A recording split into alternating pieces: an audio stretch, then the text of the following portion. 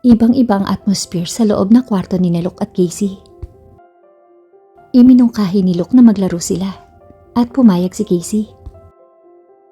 Kung sino ang mananalo sa atin, siya ang magdidesisyon sa future ng relasyon natin. Paliwanag ni Casey. Nag-isip ng mabuti si Luke at sumagot.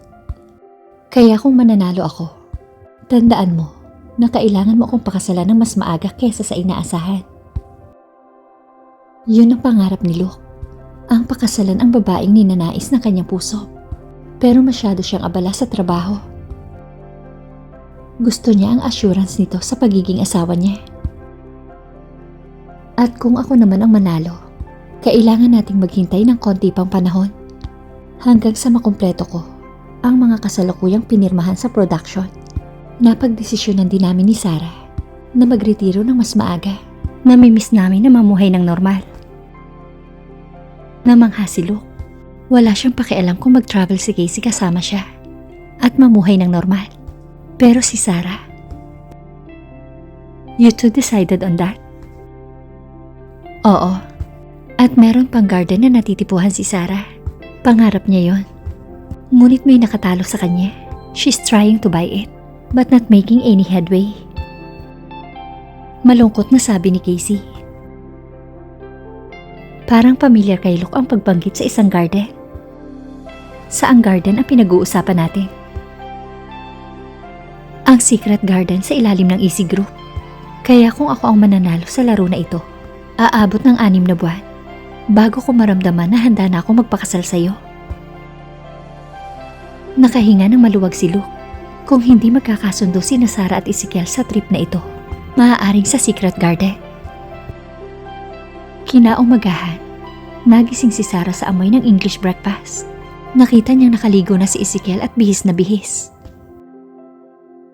Pilit siyang ngumiti at itinaas ang sarili sa pagkakaupo habang dinadala ni Ezekiel ang tray ng almusal sa kanya. Breakfast in bed, Sarah. Ang boses na iyon sa umaga ay tila kaakit-akit. Ngunit natigilan si Sarah nang makita ang kakaibang lalaki sa harapan niya.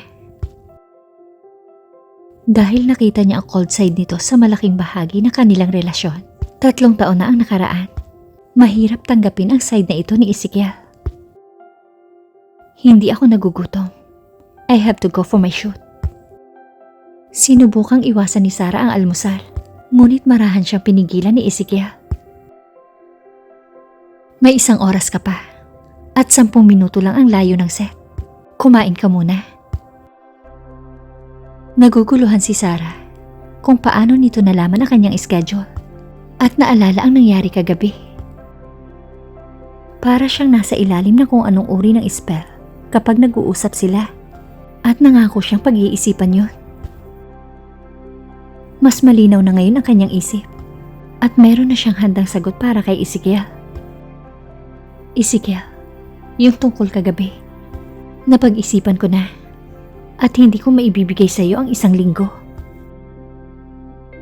Nanlumo ang puso ni Ezekiel at nabigo ang kanyang mga mata. Ang lahat ay perpekto kagabi hanggang ngayong umaga. Bagamat pakiramdam niya ay may mangyayaring ganito, seryoso siyang umasa. Nabibigyan siya nito ng 1 linggo. Pero bakit? Napabuntong hininga si Sarah at hindi maalis ni Ezekiel ang tingin sa kanya. Na lalong nagdagdag sa kanya ng discomfort. Sinabi ko na pag-iisipan ko ito at ngayon ay ibinibigay ko na ang aking sagot. Dagdagan mo pa ang oras ng pag-iisip mo, Sarah. Pakiusap ni Ezekiel, ngunit natakot lang si Sarah. Natatakot siyang bumalik dito, bagamat napatawad na niya ito. Nananatili pa rin ang mga alaala, ang tunog ng tawa ni Irish. At ang lamig ng boses ni Ezekiel nang maaksidente siya. Napakahirap kalimutan. Ngunit sa pagkakataong ito, ay tatapatin niya ito. Ezekiel, aminado akong mahal pa rin kita. Pero hindi na mabubura ang alaala. Maniwala ka sa akin. Sinubukan kong kalimutan ang lahat. Ngunit hindi ko magawa. I'm sorry. Ang puso ni Sarah ay sumakit sa kanyang sariling mga salita. at nangilid ang luha sa kanyang mga mata. Ibang-iba si Ezekiel sa taong ito noon, pero ito pa rin ang nakikita niya. Kaya paano niya ito makakalimutan? Nakonsensya si Ezekiel. Pilit siyang ngumiti at dinala ang kape sa labi ni Sarah. Okay lang. Kumain ka. Mag-shower ka at ihahatid kita. Tumanggi si Sarah. Maaaring hindi niya ito maiwasan, ngunit mas mabuti na rin na hindi maging malapit dito. Hindi mo kailangan. Susunduin ako ng driver ko. Pagkasabi noon, ay nagpadala siya ng text message sa telepono. Kumagat ng ilang kagat at naligo. Pagbalik niya, may damit na naghihintay sa kanya. Pero wala si Ezekiel. Mabilis siyang nagbihis at umalis. Pagkatapos magpaalam dito sa sala. Nandoon na si Casey at Luke nang dumating si Sarah. Ilang minuto sa eksena nang dumating si Ezekiel. Nainis si Sarah noong binigyan ng special treatment si Ezekiel. Hindi ba't si Ezekiel sinon yun? Balita ko isa siyang magaling na businessman at siya ang pinakamayaman sa kanilang bansa. Ang gwapo niya. Alam mo ba kung may girlfriend siya? Hindi ko alam. Halos walang balita tungkol sa kanya. Pero bakit siya nandito? Maging ang director at producer ay espesyal ang trato sa kanya. Karamihan sa mga co-stars ay nalilito kay Ezekiel. Ngunit si Ezekiel ay napaka-relax kahit tinamaan ito ng kanilang mga salita. Nang matapos ang unang shoot, lumapit si Sarah dito. Ezekiel, anong ginagawa mo dito? Malumanay ang boses ni Ezekiel, ngunit may kirot sa kanyang mga mata habang nakatitig sa babaeng nawala sa kanya. Bakit hindi ako pwede dito? Magkakilala kayong dalawa? Tanong ng producer habang nililinaw kay Sarah ang isang bagay. Siya nga pala, siya ang bago nating investor. Napakurap ang mata ni Sarah.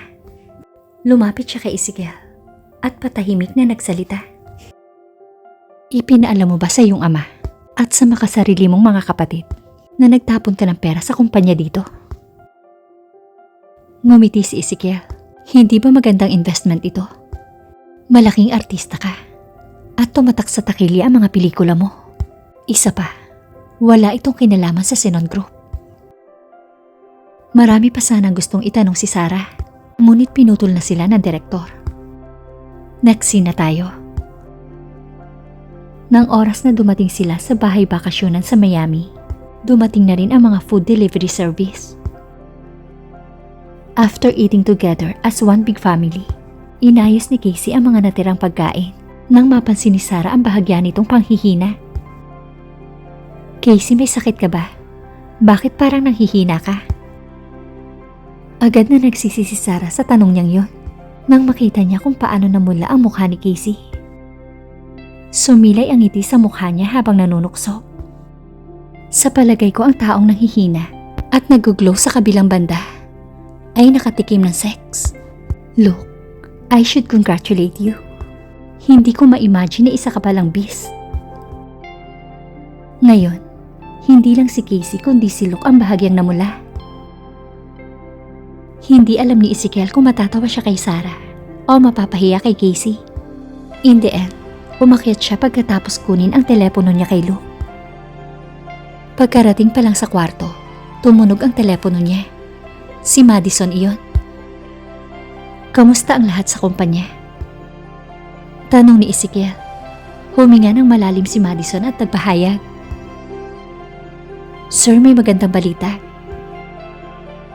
Ano ito? Ang iyong mga stock ay tumaas sa 200%.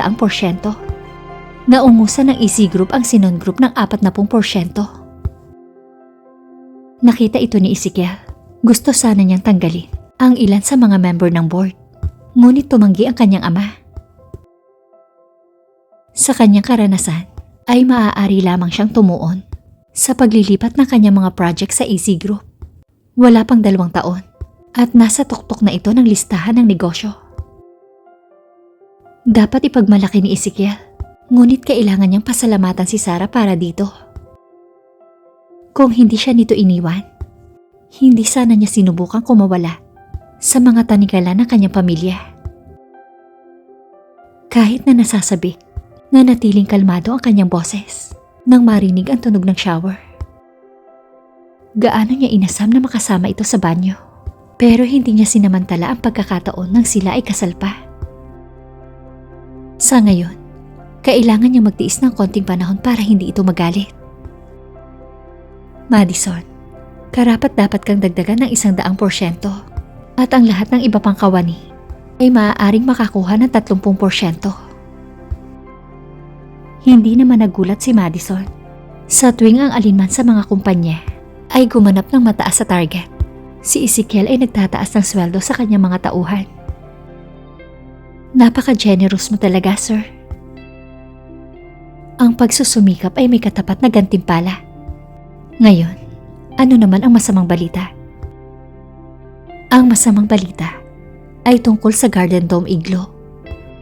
Nakahanap kami ng iba't ibang kumpanya, ngunit lahat sila ay hindi makabuo ng bulletproof. Mahalaga kay Ezekiel ang bagay na ito dahil balak niyang mag-propose kay Sarah sa Igloo. Inaasahan na lang niya na magiging tag-ulan dahil may espesyal siyang inihanda. Patuloy na maghanap ng iba't ibang kumpanya. Sabihin sa kanila na patuloy na maghanap. Hindi ito maaaring isang kumpanya.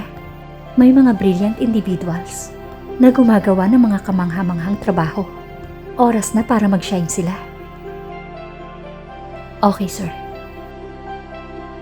Dahil sa pagmamahal ni Ezekiel sa kalidad at karangyaan, natakot si Madison na baka hindi nito tanggapin ang mga sumisikat na kumpanya. Ngunit ito ay nakumpirma na handa ng pagbigyan ni Ezekiel ang mga baguhan. Walang nakakaalam kung bakit sinabi ni Sarah sa diary na gusto niya ng igloo na hindi tinatabla ng bala. Ngunit determinado si Ezekiel na matugunan ang lahat ng gusto nito. Matapos makipag-usap si Ezekiel sa telepono, lumabas si Sarah sa banyo at nagtungo sa closet. Nilamon si Ezekiel nang nag-aalab na pagnanasa nang makita ang tuwalyang nakapulupot sa dibdib ni Sarah. Determinadong huwag itong abalahin at pumasok sa banyo para palamigin ang kanyang erotikong pag-iisip. Paglabas niya ng banyo, si Sarah ay nakapagpalit na ng damit. Nakahiga ito sa kama at nakatalikod sa kanya. Naglakad siya at umupo sa tabi ng kama. Nagulat si Sarah nang maramdaman ang pag-upo ni Ezekiel sa kama. Nanlaki ang kanyang mga mata nang makita ang half-naked na katawan ni Ezekiel. Para namang ito ang unang beses na nakita mo akong ganito. Pang-aasar ni Ezekiel, pero may pamumula pa rin sa pisngi ni Sarah. Dati, gagawin ni Sarah ang lahat para makuha ang atensyon nito. At kahit kasing kisig pa rin ito ng dati, kailangan niya pag-isipan ng mabuti ang kanyang mga kilos. Iba na ngayon, Ezekiel. Nakayuko ang kanyang ulo, kaya itinaas ni Ezekiel ang kanyang baba na nagpahintulot sa kanilang mga mata na magtama sa isa't isa. How different, Sarah. Nangako kang bibigyan mo ako ng 7 araw. Bakit? Nagsimula na ba? Tanong ni Sarah na nakatitig sa pagkakataong ito. Kapag nagsimula na ang countdown, alam na niya ang kanyang gagawin. Ayaw sayangin ni Ezekiel ang pagkakataon. It would be wise to buy more time. Well, ang nararapat na lugar para magsimula ito ay kung saan nagsimula ang lahat. Tama ba? Ibig sabihin, hindi counted ang oras na ginugol nila sa Miami. Nakuha ni Sarah ang pahiwatig na mas marami siyang guguguling oras kasama si Ezekiel sa lugar na yon. Kaya tumayo siya. Then, I should go back to the hotel. Agad namang tumayo si Ezekiel at hinawakan ang kamay ni Sarah.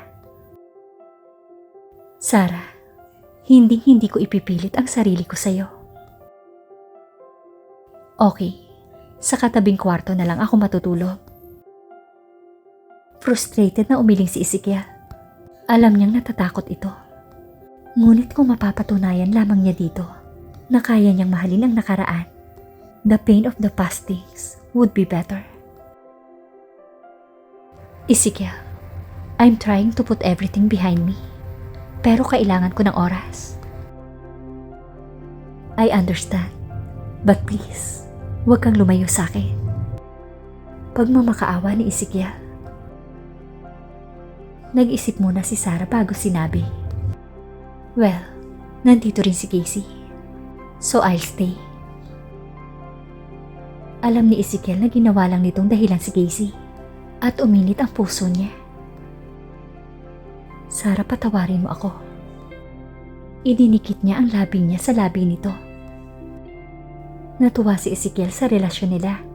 Bagamat hindi na kumpirma, nagdulot ito ng kagalakan na tratuhin siya ng ganito ng kanyang dating asawa. Kagabi, nagnakaw siya dito ng bahagyang halik. At kahit papano, pinayagan naman ito ni Sarah. Gayunpaman, alam niyang hindi niya ito makukuha sa lahat ng oras. Ngunit sa lumalaking pagkahumaling dito bawat oras, paano niya hindi susubukan? Ezekiel, hindi na tayo mag-asawa. Paalala ni Sarah na walang bahid ng panlalami. Sarah, paano kung gusto kong magpakasal ulit tayo?